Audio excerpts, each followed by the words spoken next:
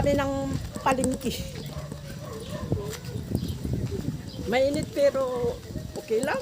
Kahit umitim ng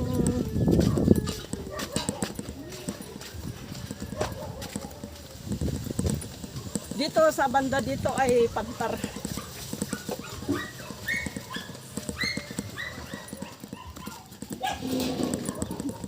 Kami pwede palengke.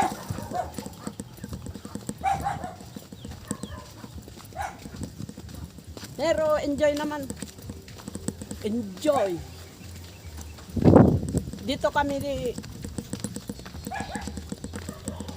nakitulog.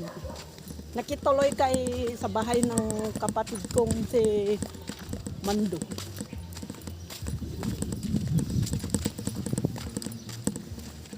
Lakad pa more. Nakasurpang kami man palengke.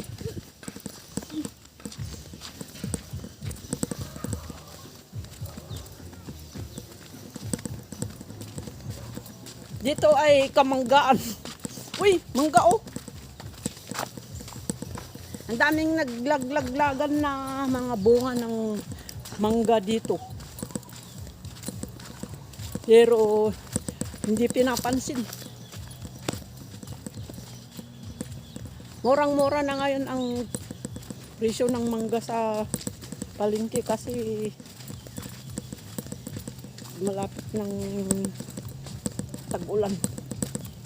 Kapag tag-ulan kasi, pag naulanan yung mangga sa puno, masisira, nagsilaglagan.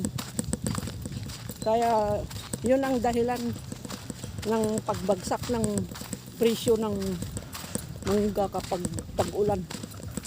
Lalo na itong buwan ng Mayo, tag-ulan. Doon babagsak talaga ang presyo ng mangga kasi pag naulanan yung mangga sa puno ay masisira. Kaya nagsilaglagan ng mga bunga. Kaya yun ang dami. Kanina doon na nadaanan na mangga na laglag.